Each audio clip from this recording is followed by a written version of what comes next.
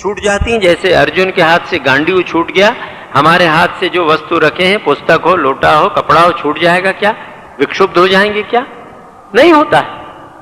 सचमुच करुणा अगर आए तो करुणा आध्यात्मिक भाव है, हृदय आनंद से भर जाता है। और करुणा करके व्यक्ति जिस पर करुणा करता है उसके लिए जीवन देने को तैयार हो जाता है। भगवान बुद्ध जा रहे थे, एक यज्ञ, महान यज्ञ का आयोजन हुआ था। उन्होंने देखा कि वहां सैकड़ों बकरे बंधे हैं बलिदान देने के लिए, कुछ की बलि हो चुकी, कुछ बंधे। तो भगवान बुद्ध ने बकरी के एक बच्चे को, छाग शिशु को उठा लिया और यज्ञकर्ता राजा के पास जाकर कहा कि सुनो महाराज, यदि इस बकरे की, छागल की बलि देने से आपको स्वर्ग मिलता हो तो मनुष्य की बलि देने से तो उससे महान स्वर्ग मिलेगा, तो इसको तुम छोड़ दो, उसके बदले मेरा बलिदान कर दो। तो करुणा तो यह है, करुणा आध्यात्मिक भाव है।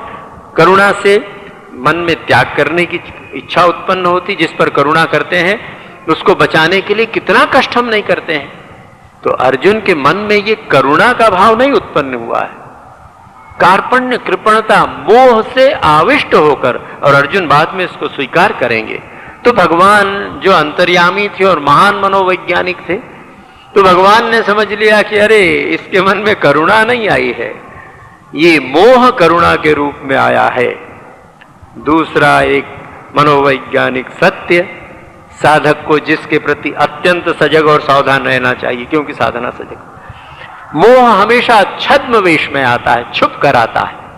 इसलिए जो व्यक्ति मोहाविष्ट है, मोह उसको समझने ही नहीं देता है। मैं भी आपके साथ हूं, मैं भी उसमें शामिल हूं, मैं भी मोहाविष्ट हो जाता हूं।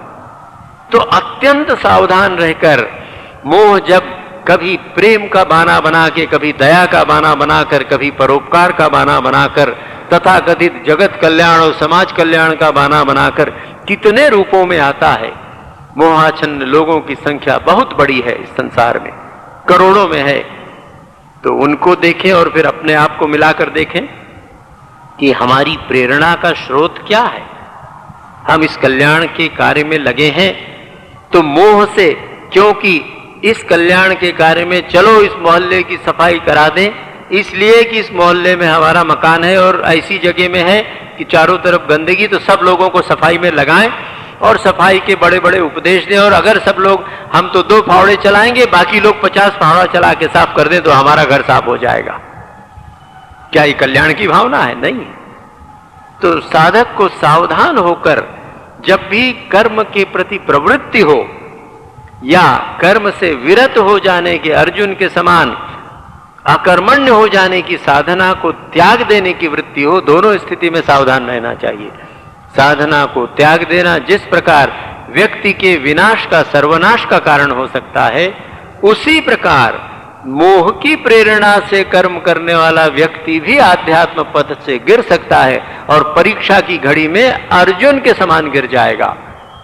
तो मोह हमारे हृदय को आविष्ट न कर ले, इसलिए सावधान रहना चाहिए। भगवान ने तुरंत पकड़ लिया कि ये मोहाविष्ट है और विषिदंतम, शोक में डूबा हुआ है।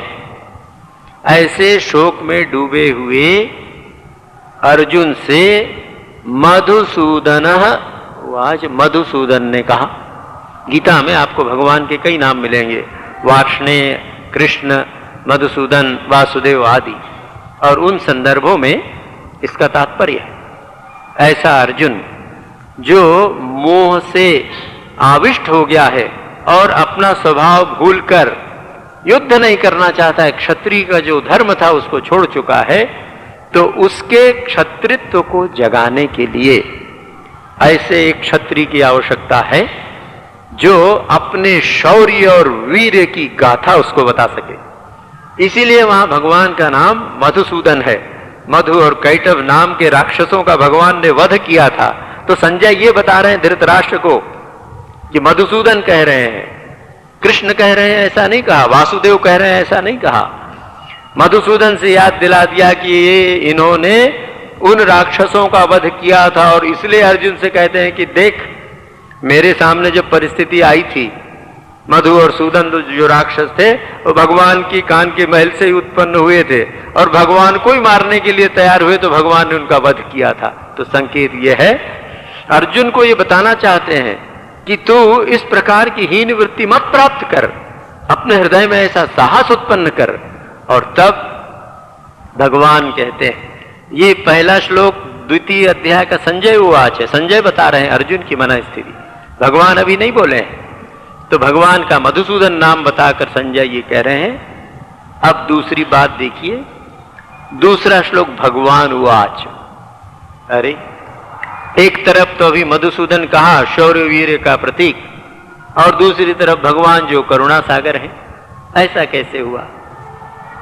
तो संजय धृतराष्ट्र को ये बता रहे हैं कि अर्जुन को उपदेश देने वाले मधुसूदन तो हैं जिनमें इतनी सामर्थ्य थी कि उन असुरों का वध किया, किंतु वो करुणावतार भी है। इसलिए श्री भगवान उवाच, भगवान कहते हैं अर्जुन से, क्या कहते हैं? कुतस्त्वा कशमलम इदम विषमे समुपस्थितम अनार्यजुष्टम अस्वर्ग्यम अकीर्तिकरम अर्जुन। ये दूसरा और तीसरा श्लोक एक साथ मिलाकर पढ़ना चाहिए तो समझने में सुविधा होती। भगवान ने जब अर्जुन से ये बात कही तब भी भगवान अर्जुन की ओर देख रहे हैं। आपने देखा कि पहले अध्याय में भगवान कुछ नहीं बोले, अर्जुन इतना भाषण देता रहा, भगवान चुपचाप सुनते रहे। अब भगवान ने बोलना शुरू किया है। तो अभी भी अपन कल्पना करें कि भगवान अर्जुन की आंख में आंख मिलाकर बोल रहे हैं, अर्जुन की ओर देख रहे हैं, और देखकर उसको भगवान ने समझ लिया कि इसका भूत उतारने के लिए तो इसको झिड़कना पड़ेगा। बच्चे को प्रेम से समझाया तो नहीं मानता, मां भी फिर उसको झिड़क कर डांट कर बोलती है। तो भगवान ने समझ लिया कि इसका रोग कठिन है, नम्रता से काम नहीं चलेगा। तो पहले तो थोड़ी कड़ाई की थी जब ये कहा था कुतस्त्वा कशमलम इदम आदि, अब और कड़ाई से भगवान उसको कहते हैं। भगवान ने देखा विशेष प्रभाव नहीं हो रहा है तो ज्यादा जोर से घुड़की लगा रहते हैं। क्लैव्यम मास्मगमः पार्थ नए तत्त्वयि उपपद्यते क्षुद्रम हृदय दौर्बल्यम त्यक्त्वा उत्तिष्ठ परंतप। ऐसी घुड़की भगवान ने लगाई। ये दोनों श्लोकों में जो साधना का रहस्य छिपा हुआ है, जो साधक के जीवन में परिवर्तन ला सकता है, उस पर विचार करना चाहिए। गीता में आपको सामान्यतः 3 प्रकार के श्लोक मिलेंगे। एक श्लोक तो है जिसमें घटनाओं का वर्णन है, जैसे वो धर्म क्षेत्रे कुरुक्षेत्रे समवेता आदि, और प्रथम अध्याय में कौन कहाँ खड़ा है, कौन किन किन उन योद्धाओं के नाम हैं, क्या है, घटनाओं का वर्णन है। वो श्लोक आप सब जानते हैं। फिर गीता में भगवान के आदेशात्मक श्लोक हैं, जैसे उत्तिष्ठ हृदय दौर्बल्यम त्यक्त्वा उत्तिष्ठ, भगवान आदेश देते हैं। तो जो भगवान के आदेशात्मक श्लोक हैं उसका जीवन में आचरण करना चाहिए, पालन करना चाहिए, समझना चाहिए, गंभीरता से उसको सोचना चाहिए। और क्योंकि इन प्रवचनों के प्रारंभ में आपसे निवेदन किया गया था कि सारी साधना, सारा धर्म उत्तम पुरुष में होता है, कभी अन्य पुरुष और मध्यम पुरुष में नहीं होता है। तो इसलिए यह निश्चय रखना चाहिए कि यह बात मेरे लिए कही जा रही है। मैं अर्जुन हूं और मेरे ही अंतःकरण में विराजमान साक्षात नारायण भगवान कृष्ण मुझे उपदेश दे रहे हैं। तो जब उसको प्रथम पुरुष में, उत्तम पुरुष में स्वीकार किया जाएगा कि मेरे लिए है, तो जीवन में परिवर्तन आएगा, चेतना में परिवर्तन आएगा। तो भगवान क्या कह रहे हैं उससे कि सुन हे अर्जुन, कुतः कहां कशमलम, कशमल कहते हैं मैल को, गंदगी को, कीचड़ को। जो भी चीज गंदी है उसको कशमल कहते हैं। कशमल का एक अर्थ मूर्छा भी है संस्कृत में। संस्कृत का कोई शब्दकोश अगर आप देखें तो देखेंगे। तो कुतः त्वा कशमलम इदम, यह कशमल जो तेरे भीतर आ गया, जो गंदगी। अर्जुन भगवान के फुफेरे भाई हैं तो अर्जुन को जानते हैं। तो भगवान उससे कहते हैं कि आज तक कभी तेरे जीवन में इस प्रकार का दोष नहीं आया था। तो इतना शौर्यवान, वीर्यवान, तो इतना शुद्ध व्यक्ति, ऐसा सरल व्यक्ति, तो ये गंदगी तो तेरे जीवन में अरे कहां से आ गई? मान लीजिए आप अपने किसी मित्र को या पुत्र को, उसको अगर देखें जो बहुत चरित्रवान है, गुणवान है, आप उस पर विश्वास करते हैं, अचानक आपने देखा कि उसने भांग पी लिया, भांग पीकर, अरे तूने भांग पी लिया, ये कैसे हुआ, कितना आश्चर्य हो, कहां से तेरे जीवन में ये दुर्बुद्धि आ गई, आप आश्चर्यचकित हो जाएंगे। वैसे ही भगवान आश्चर्यचकित हो रहे हैं कि अरे अर्जुन, अभी इन दोनों सेनाओं के बीच रथ आने के पूर्व तक धनुः उद्यम पांडव, तो धनुष लेकर लड़ने को तैयार था, मरने मारने को तैयार था, और अभी थोड़ी देर में कहां से तेरे मन में ये कलुष, ये कालिमा, ये दोष, ये कीचड़ आ गया, कुतः, ठीक नहीं है, ये अच्छा नहीं है। विषमे समुपस्थितम, विषम स्थान में, जबकि तेरे हृदय में शौर्य वीर्य उत्पन्न होना चाहिए था, क्षात्र तेज उत्पन्न होना चाहिए था, ऐसे विषम स्थल में, तो विषम स्थल में आ जाए तो और भी आश्चर्य होगा। आपके घर आपके सब बड़े बुजुर्ग आए हुए हैं, आप किसी यज्ञ का अनुष्ठान कर रहे हैं, कोई उत्सव का अनुष्ठान कर रहे हैं, ऐसे समय में अगर आपका पुत्र, जिससे आपने स्वप्न में कल्पना नहीं की थी, भांग के नशे में धुत होकर और अव्यवस्थित रूप से एक टॉवेल पहने उस महफिल में आ जाए, 10-50 आपके सब प्रतिष्ठित लोग बैठे हैं, तो आपको भी कितना आश्चर्य और आघात लगेगा कि ये क्या हुआ। तो ये कह रहे हैं कि एक तो ये कलुष, एक तो ये दोष, और इस विषम स्थल में जब युद्ध के शंख बजाए जा चुके हैं, जब तुझको शस्त्र प्रहार करना है तब, और तब उसको समझा रहे हैं कि अरे अर्जुन देख, ये जो दोष, ये कश्मल, ये दुर्बलता जो तेरे हृदय में आई है, अनार्य जुष्टम, किसी भी श्रेष्ठ पुरुष में, न तो तेरे परिवार में और न मेरे परिवार में, किसी भी श्रेष्ठ पुरुष ने आज तक इसका आचरण नहीं किया है। हम लोगों के परिवार की बात तो छोड़ दे, हमारे परिवार को छोड़कर भी ऐसा कोई भी सभ्य समाज नहीं है जिस सभ्य समाज में किसी श्रेष्ठ पुरुष ने, किसी अच्छे व्यक्ति ने, सज्जन व्यक्ति ने ऐसा दुर्व्यवहार इस विषम स्थिति में किया हो जैसा तू कर रहा है। अनार्य जुष्टम, सत्पुरुषों ने नहीं किया है, ये दुष्टों का काम है, हीन नीच लोगों का काम है। अर्जुन भक्त थे, स्वर्ग नरक में विश्वास करते थे, जैसा आप हम विश्वास करते हैं। भगवान फिर एक तर्क दे रहे हैं। पहले तो कहा ये कश्मल है, बहुत बुरी बात है, दोष युक्त कीचड़ है, फिर विषम अवस्था में आया है, फिर सज्जन पुरुषों द्वारा कभी ये आचरण में नहीं लाया गया है, और तब कहते हैं अस्वर्ग्यम, तेरे इस व्यवहार से स्वर्ग की प्राप्ति भी नहीं होगी, अर्थात तू नरक में जाएगा, पाप लगेगा, तेरा पतन होगा, अस्वर्ग्यम, परलोक की बात। भगवान अर्जुन को यहां की बात भी कह रहे हैं। बड़ा उसका नाम था, अर्जुन इतना बड़ा धनुर्धर था कि सारे भारतवर्ष में उस समय अर्जुन का महावीरों में नाम था, महारथियों में नाम था। ऐसा कीर्तिशाली अर्जुन, जिसका नाम सुनकर ही धनंजय जिसका नाम हुआ था, जिसने धन जीता था, तो ऐसे कीर्तिशाली अर्जुन को, जिसकी कीर्ति चारों ओर फैली हुई है, ऐसे अर्जुन से कहते हैं, अरे सुन, अकीर्तिकरम, ये दोष कीर्ति का भी नुकसान करेगा, क्षति करेगा, इससे कीर्ति नहीं होगी।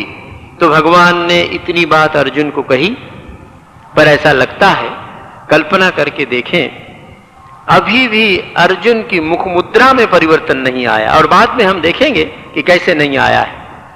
अर्जुन को अभी भी ऐसा लग रहा है कि जो तर्क मैंने भगवान को दिए, भगवान समझ नहीं रहे, क्योंकि मेरे तर्कों का तो उत्तर ही नहीं दे रहे हैं कि भाई ये कुल की स्त्रियां दूषित हो जाएंगी, वर्ण संकर होंगे, मित्रद्रोह ठीक नहीं, गुरुओं को, आचार्यों को मारना ठीक नहीं है, इसका तो कोई उत्तर दे ही नहीं रहे हैं, ये कह रहे हैं। तो भगवान ने और कड़ी बात कही, क्लैव्यम मास्मगमः पार्थ।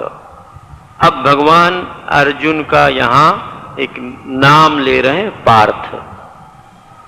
अर्जुन की माता कुंती का नाम पृथा था, तो पृथा के पुत्र पार्थ, तू मेरी बुआ का लड़का है,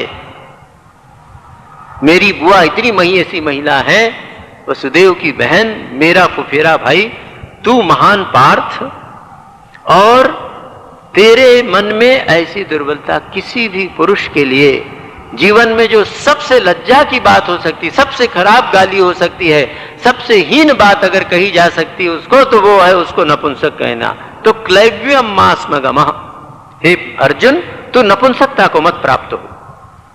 यहां आप लोगों से विशेष निवेदन करूं, नपुंसकता केवल एक शारीरिक रोग या स्थिति नहीं है, वो मूलतः मानसिक है। और जीवन में जब भी हम पराजय स्वीकार करते हैं किसी भी क्षेत्र में, तो हम नपुंसक हैं। जीवन की चुनौतियों को अगर हम, चाहे माताएं बहनें हो चाहे हम पुरुष हों, जीवन में जब हम चुनौतियों को स्वीकार नहीं करते हैं, पलायन कर जाते हैं, तो हम क्लीव हैं, हम नपुंसक हैं। तो जीवन की कठिनाइयों से भागने वाला व्यक्ति नपुंसक है। तो अर्जुन से भगवान कह रहे हैं कि तुझे शोभा नहीं देता, तू ऐसी नपुंसकता को मत प्राप्त हो कि जहां तुझे शौर्य पूर्वक, जहां तुझे युद्ध करना चाहिए, अपने कर्तव्य का पालन करना चाहिए, ऐसी जगह में तू ये दुर्बलता प्राप्त कर रहा है। न त्वयि एतत् उपपद्यते, तुझे ये शोभा नहीं देता। तेरे जैसा महावीर जिसने भगवान शंकर से युद्ध के पाशुपात अस्त्र प्राप्त किया था, कितने युद्ध किए थे और सब जगह विजयी हुआ था, ऐसा विजयी अर्जुन ये तुझे शोभा नहीं देता। छी छी, अच्छी बात नहीं है। और फिर कहते हैं ये तूने इतने जो तर्क दिए, प्रथम अध्याय के तर्कों का संदर्भ है, ये तर्क तेरी बुद्धिजन्य तर्क नहीं है, विवेक और वैराग्य से उत्पन्न तर्क नहीं है। यदि विवेक और वैराग्य से उत्पन्न तर्क होते तो वो युद्ध भूमि में ही ना आता। विराट के यहां जब सभा हो रही थी और ये निर्णय हुआ कि युद्ध होगा, उसी समय अर्जुन भगवान से कहता कि नहीं नहीं, मेरे मन में तीव्र वैराग्य है, मुझे न राज्य की आकांक्षा है न युद्ध की आकांक्षा है। 12 वर्ष तक वनवास के काल में तपस्या का पर्याप्त समय था, वैराग्य के अनेक अवसर थे, किंतु अर्जुन के मन में वैराग्य नहीं आया, इसलिए कि निग्रहम किम करिष्यति, उसका स्वभाव था। उस स्वभाव के द्वारा, छात्र धर्म के पालन के द्वारा ही अर्जुन मुक्ति के मार्ग में जा सकता है, दूसरा कोई मार्ग नहीं है। आप हम सब, हमारा जो स्वभाव है, जो स्वधर्म है, उसके पालन से ही मुक्ति प्राप्त कर सकते हैं। तो अर्जुन के उन तर्कों को भगवान बिल्कुल स्वीकार नहीं करते हैं। भगवान समझ जाते हैं कि ये मोह के कारण, अज्ञान के कारण इसका हृदय दुर्बल हो गया है। तो क्या कहते हैं, क्षुद्रम हृदय दौर्बल्यम, ये तेरे तर्क वृथा है, मोह के कारण तेरा हृदय दुर्बल हो गया है, इसलिए इसको त्यक्त्वा उत्तिष्ठ। जब भी जीवन में दुर्बलता आए तो इसको स्मरण रखना चाहिए। भले ही संस्कृत का ज्ञान न हो, संस्कृत के शब्दों को मत याद रखें, मातृभाषा में इन शब्दों को याद रखें कि जब हमारे जीवन में दुर्बलता आए तो भगवान का ये आदेश कि क्षुद्र हृदय की दुर्बलता है, इसको छोड़ो, इसको छोड़कर उत्तिष्ठ, जागो, कर्तव्य करने के लिए कमर बांध लो, चाहे जैसा कठिन काम हो, चाहे जैसी कठिन परिस्थितियां क्यों न हो। अरुचिकर कर्तव्य भी अयाचित भाव से स्वधर्म के रूप में यदि प्राप्त हुआ हो तो उस कर्तव्य का त्याग नहीं करना चाहिए, कमर बांध के लग जाना चाहिए। इसलिए अर्जुन से कहते हैं कि क्षुद्रम हृदय दौर्बल्यम त्यक्त्वा उत्तिष्ठ परंतप। अब आइए अर्जुन से मिले। भगवान ने केवल 2 बातें कही। इसके पहले 22 श्लोक प्रथम अध्याय में अर्जुन के ही हैं। अर्जुन की भड़ास अभी पूरी निकली नहीं है। भगवान चुपचाप इसीलिए सुनते रहे कि अच्छा जो जो तुम्हें कहना है कहो।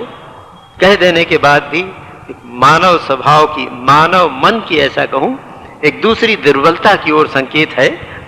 गीता के 2 अध्याय के 4 श्लोक में साधना के मनोविज्ञान का ऐसा सूक्ष्म विश्लेषण है गीता में। प्रभु की कृपा से यदि इन श्लोकों पर चिंतन किया जाए तो वो भीतर से प्रकाश दिखाते हैं, किंतु ये सब साधन सापेक्ष है। जो साधना करेंगे, चिंतन कर, उनकी ही समझ में आएगा। लाख पढ़ें सुने, थोड़ी बहुत सहायता मिलेगी, किंतु धारणा तो तभी होगी कि जब जीवन में साधना की जाए, जीवन में उसे उतारने का प्रयत्न किया जाए। तो मानव स्वभाव की ये दुर्बलता अर्जुन के शब्दों में हमारे सामने आ रही। भगवान ने अर्जुन से क्या कहा कि तेरे हृदय में ये कश्मल, बहुत दोष आया है, बहुत बुरी बात है, तुझे शोभा नहीं देती, अनार्यों द्वारा किया हुआ कर्म है। तू नपुंसकता को प्राप्त हो रहा है और ये तेरे हृदय की दुर्बलता। अर्जुन ने वो सुन लिया। तो आप और हम अर्जुन हैं, अर्जुन हमारे प्रतिनिधि। मनुष्य का अहंकार, मनुष्य का अभिमान कभी उसको अपने दोष स्वीकार करने नहीं देता है। छोटे छोटे बच्चों में भी देख लीजिए, तुरंत बच्चा कहता नहीं मैंने ऐसा नहीं किया है, मैंने गिलास नहीं फोड़ी है, मैंने दूध नहीं लुढ़काया है, उसने गिराया है। जन्म जन्मांतरों के संस्कार के कारण हमारा अहंकार इतना प्रबल है, हमारा अंतःकरण प्रायः हमारे अहंकार से ही आच्छादित रहता है। विवेक का दीपक प्रायः बुझ सा गया है। इसलिए सदैव अहंकार इस प्रयत्न में रहता है कि अहम की तुष्टि होती रहे, उसका ही पोषण होता रहे, उसकी ही महिमा होती रहे। इस प्रयत्न में मनुष्य का अहंकार रहता है। तो हम अपने दोषों को स्वीकार नहीं करना चाहते। अर्जुन ने बिल्कुल वही किया जो आप और हम करते हैं। अर्जुन उवाच, द्वितीय अध्याय का 4था श्लोक है। कथम भीष्मम अहम संख्ये द्रोणम च मधुसूदन ईशुभिः प्रतियोत्स्यामि पूजार्हौ रिसूदन। हे प्रभु, हे मधुसूदन, मैं इस रणभूमि में, इस युद्ध क्षेत्र में कैसे अपने गुरुजनों की ओर बाण करके, द्रोणाचार्य, भीष्म पितामह आदि जो पूज्य लोग हैं उनकी ओर बाण करके युद्ध करूंगा? छी छी छी, कितना बड़ा पाप है।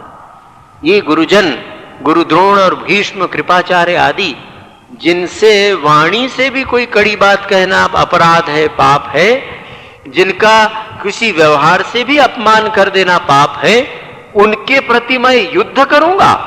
अरे राम राम, हे हरिसूदन, आपने बहुत से लोगों को मारा है, तो आप मेरी बात अच्छी तरह समझ सकेंगे कि ये हमारे शत्रु अरिसूदन, अरियों को, दुष्ट को मारने वाले हैं आप। तो ये द्रोणाचार्य, ये भीष्म, ये तो हमारे शत्रु नहीं है, कैसे इनको मारूंगा? तो प्रभु या सखा, मेरे मन में दुर्बलता नहीं है। आप जो क्षुद्रम हृदय दौर्बल्यम कह रहे हैं, यह आपका अनुमान ठीक नहीं है। मेरे हृदय में दुर्बलता नहीं है, मेरे हृदय में कशमल भी नहीं है, कोई दोष नहीं है। इसलिए कि सुनिए, मुझे दुर्बलता तो तब होती या दोष तो तब होता कि जब मैं मरने से डरता। मैं मरने से नहीं डर रहा हूं, मैं तो मारने से डर रहा हूं कि कैसे गुरुदेव को मारूं। एकदम ठीक बात लगती है। आत्मनिरीक्षण के द्वारा साधक को देखना चाहिए, योग और भोग कभी जीवन में साथ साथ नहीं चल सकते। जब भी कुछ छोड़ने का प्रश्न आता है, थोड़ी थोड़ी चीजें भी छोड़ने का, थोड़ा सा श्रृंगार छोड़ने का प्रश्न आता है, तो जीवन में ऐसी घटनाएं हो जाती हैं कि उतना सा नहीं छूट पाता है। परिस्थिति जन्य जहां छोड़ देना उचित होगा, वहां भी हम नहीं छोड़ सकते। और हम कहते हैं, दुहाई देते हैं समाज की, शिष्टाचार की, स्टैंडर्ड ऑफ लिविंग की, कि समाज में ऐसी जगह जाना है महाराज, इसलिए इस प्रकार श्रृंगार करके, सज धज के जैसे भी हो जाना पड़ता है। किंतु निर्मम होकर अगर हम अपनी परीक्षा करके देखें तो केवल अपने को दिखाने की इच्छा है, कोई शिष्टाचार की बात नहीं है। ये निर्मम होना पड़ता है। तो अर्जुन अपनी दुर्बलता को छिपाने के लिए ये तर्क दे रहा है। अर्जुन का तर्क हमें ये बताता है कि हमारे जीवन में जब गुरुजन किन्हीं दोषों की ओर संकेत करते हैं, हमसे बताते हैं कि तुम्हारे जीवन में ये दोष है, या शास्त्रादि को पढ़ या सुनकर हमारे मन में कभी ये आए कि हम में ये दोष है, तो अत्यंत निर्मम और निर्दय होकर अपनी परीक्षा करनी चाहिए। दूसरों से भले स्वीकार न करें, वो दूसरे प्रसंग में आएगा कि दूसरों से भी ये दोष स्वीकार करना परमावश्यक है। अपने सामने तो पहले ये दोष स्वीकार करें। किंतु जैसा आपसे निवेदन किया, मोह छद्म वेश में आता है, मोह हमको समझने नहीं देता है, हमारा अहंकार हमको समझने नहीं देता है। अर्जुन की यही स्थिति है। अर्जुन का अहंकार अभी भी उससे ये कह रहा है कि तुम कर्तव्यच्युत नहीं हो, तुम मोहग्रस्त नहीं हो, ये युद्ध बहुत बुरी बात है, अपने संबंधी रिश्तेदारों को मारना महान पाप है। फिर अर्जुन, ये भी अर्जुन वाच है, अर्जुन ही कह रहे हैं। गीता के द्वितीय अध्याय का 5वां श्लोक है। चौथा श्लोक में तो उसने यही कहा कि हे मधुसूदन, मैं कैसे इनके प्रति युद्ध करूंगा। अब ये कहता है, गुरून् हत्वा हि महानुभावान् श्रेयो भोक्तुम भैक्षम अपीह लोके हत्वार्थ कामांस्तु गुरूनिहैव भुंजीय भोगान रुधिरक प्रदिग्धान।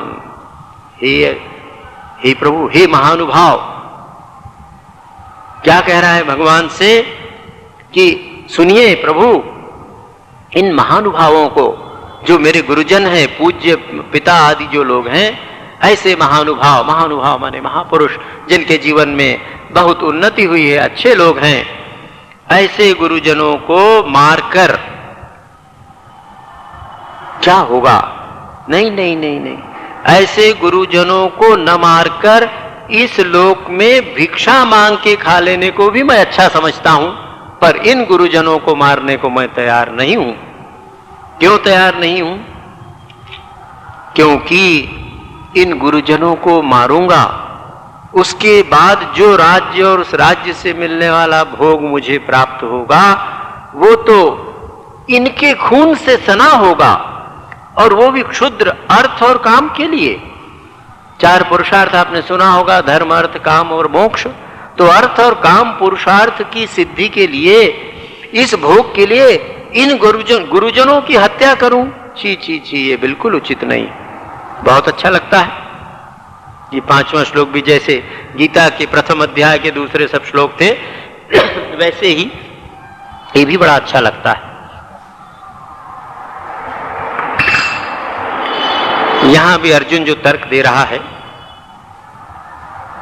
प्रथम दृष्टया बड़ा अच्छा लगता है कि सचमुच गुरुजनों को मारकर, पूज्य जनों की हत्या करके, और जो राज्य किस लिए? अर्थ और काम के लिए, संसार का भोग करने के लिए, इनका वध करें, इनके खून से सने हुए ये भोग, उसका भोग करें? नहीं नहीं, पिता की हत्या करने से तो अच्छा है पिताजी को प्रणाम करके चले जाएं और भिक्षा मांग के खाने लगे।